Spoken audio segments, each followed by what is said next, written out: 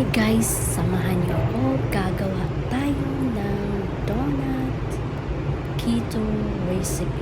Alright, alright, alright.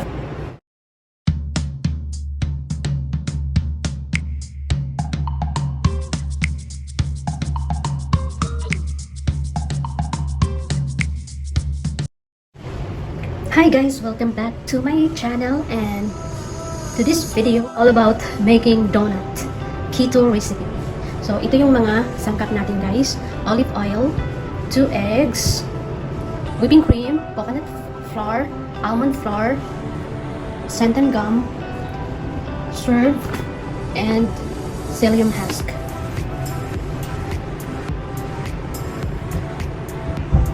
Kailangan rin natin ang baking soda. So, let's get started, guys. Ito yung una natin gagawin, guys. Kakailanganin po natin ng 3/4 cup of almond flour.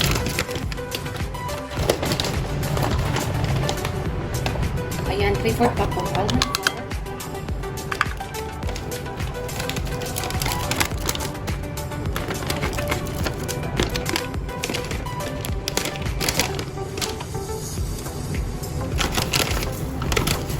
Two tablespoons of coconut flour.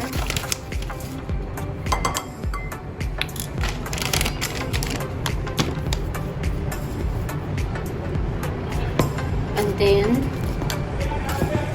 baking soda for 1 1/2 teaspoon.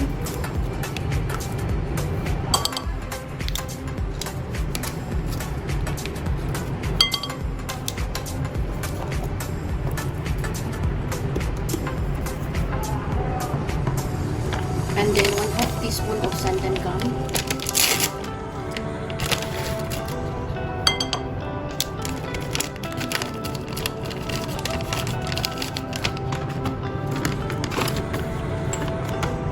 And then 1/4 teaspoon of pink salt or Himalaya salt.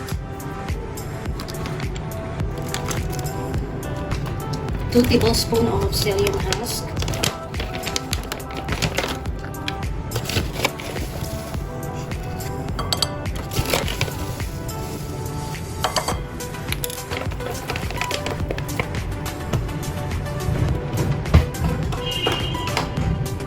Guys, i-mix na natin.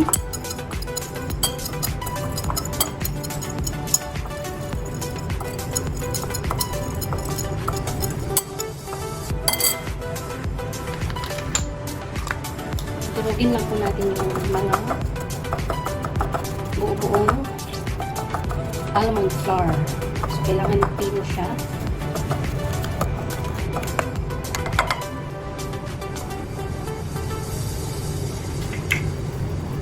Then, maglagay po tayo ng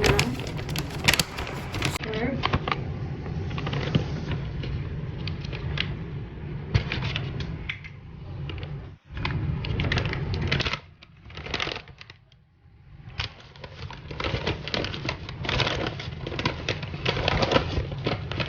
And 1/4 cup of swerve sugar replacement. Mix lang natin guys.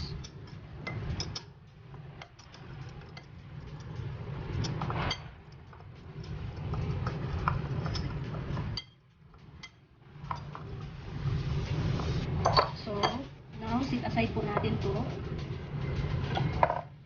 Ngayon, we will work on the liquid ingredients. Here, I'm using the olive oil. We need 1/4 cup of olive oil.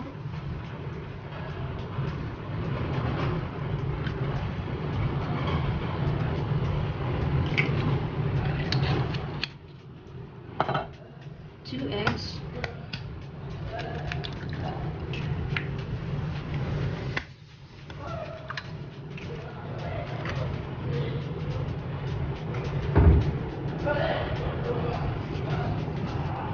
And then 1/4 cup of heavy cream.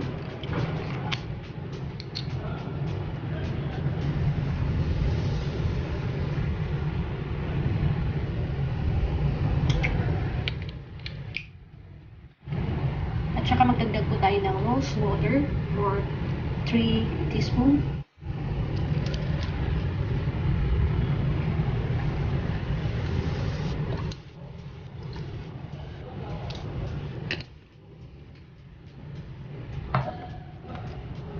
Mix lang natin guys.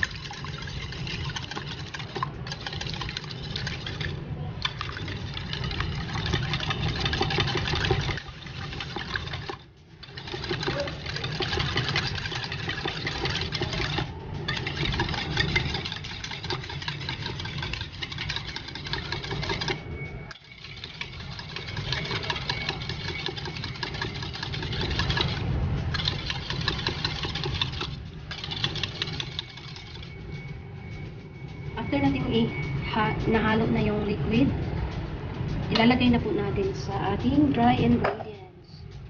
So yan guys.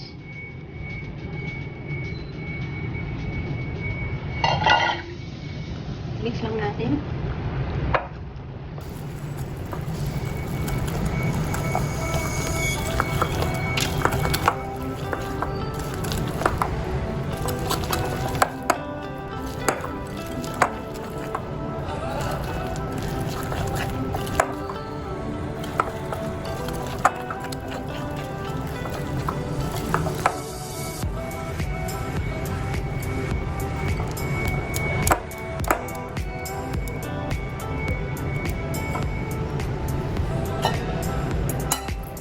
Ayan guys, ready na natin. Ilalagay na natin sa molder. Ito na guys, maglalagay na po tayo ng ating mixture doon sa molder. But before anything else, i-spray muna natin ng ating molder.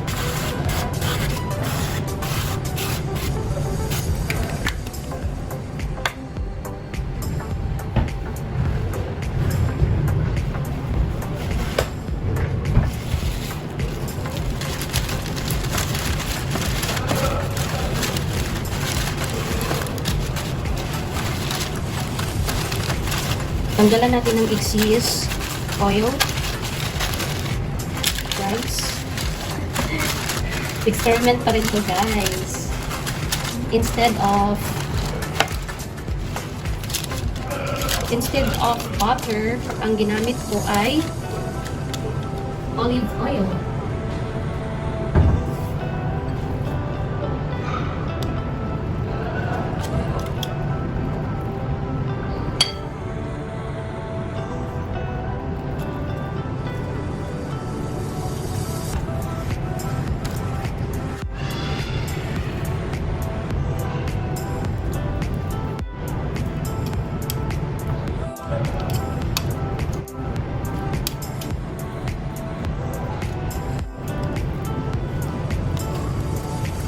First try natin to guys.